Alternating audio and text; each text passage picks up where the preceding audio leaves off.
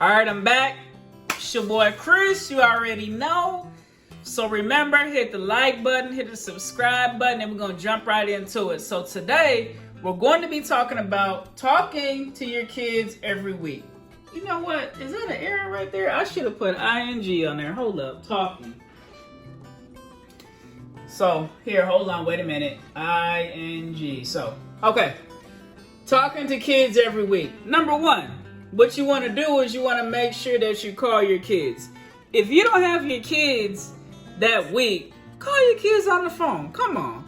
If your kids is like 1 or 2, I could understand that. Even if they're 3, I think you could start to call them at that point. Because I would say when my 3-year-old son, when my older son was, I would say probably about 5 or 6, I would just pass the phone from the older son to the younger son.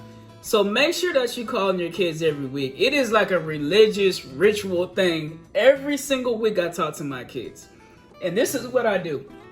The weeks that I have them, I don't call them. Because I know like later on throughout that week, I'm going to talk to them. Now the weeks that I don't have them, I always call them. Most of the time it's on Tuesdays because I have a Tuesday Bible study. And right after that, I got a short little window where I can call them. So I call them most of the time on Tuesdays. Sometimes it could be Wednesday or Thursday. But my kids know for sure they're going to talk to me for at least 10 minutes or a little bit longer than that. Because every single week, if I do not have them, I'm calling them on the phone. Because I want to make sure that we have good communication no matter what the situation is. And they know, hey, daddy's here for me. I always keep the lines of communication open. My son calls me. Every once in a while, he actually calls me. It's quite interesting, but generally I would say I call him. What I normally do is I call on his mom's phone first to get him, and then if he doesn't pick up then he has his own phone, so then I call him and I talk to the older one, and then I say, well, where is your brother? And then the younger one, you can hear him in the background most of the time, like he's playing around or something. And then after that, my older son passes the phone to the younger one, or he just talks on the phone. And then sometimes what we actually do, instead of talking on the phone, my son just asks me to hang up the phone, and then he wants to video chat. So sometimes we just video chat. A lot of times I would say when we do video chat though, it's a lot longer than we would talk on the phone, because he just wants to talk about different things, whether it's sports or school or something like that. That's what he likes to do, which is fine with me. I just want to have some type of communication with him. So number 1, call kids. Number 2, text, send videos or pictures. This is another thing that I do. Most of the time, I would say maybe every couple of weeks I send some type of picture, some type of video or something like that. And it's important that you do that because you just want to show them different things. And I do this quite often.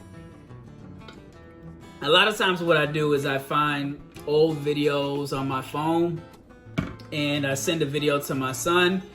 And I just, show him old pictures of when he was younger and stuff, or a picture of me and him, or a picture of him and his brother, different things like soccer and different activities and stuff like that. Just to show him different things about how he grew up when, we were all together as a family. Just different stuff like that. Number 2, what my son does is, I don't know how old your kids are, but this is what I will say is that sometimes your kids can text you. So my son, sometimes he'll actually text me. Every once in a while, he'll text me at night. He'll text me some random stuff like, hey, daddy, your birthday's coming up, or how you doing, or something like that. And sometimes it's an audio message since he's 8, so his spelling it's pretty good. So sometimes he'll type in a message, or he'll put some emojis on there, or he'll send some type of like audio message. He never sends like any type of videos or anything like that. But that's what we do. So sometimes we send text messages back and forth. Sometimes it'd be a video back and forth, or sometimes it'd be some type of picture. Number 3, talk to your kids about school. So this goes back to when I say call. So what I always do is I always ask my son, how is school going? Like, how are your grades going? Or are you getting in any fights? Is anybody bullying you? How's the food? Different things like that. And the reason I do that, just, that's majority of the time where my kids spend their time. One kid, the younger one, is at daycare. And then the older one is at school. He's in elementary. So I just want to know how are things going at school, just to see kind of where he is academically, see how he is socially with his friends and stuff like that. And then just kind of open up the conversations in order so you can expand on it more based upon asking about school. And a lot of times it's quite interesting.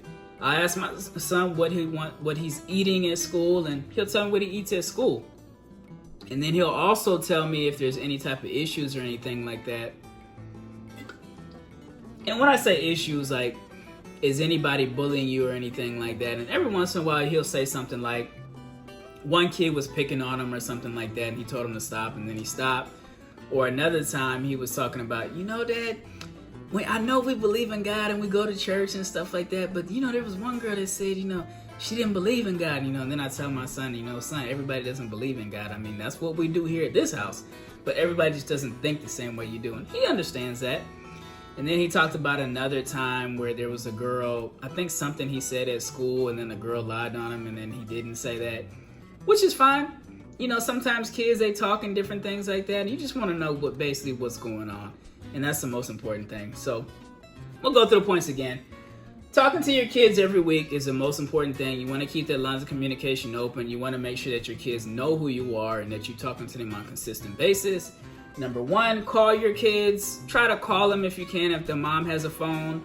And if not, try to see if they have a phone, or maybe there's a family friend or family member nearby. You can talk to them on the phone. Number two, you can text them. You can send videos. You can send pictures. That's another thing you can do.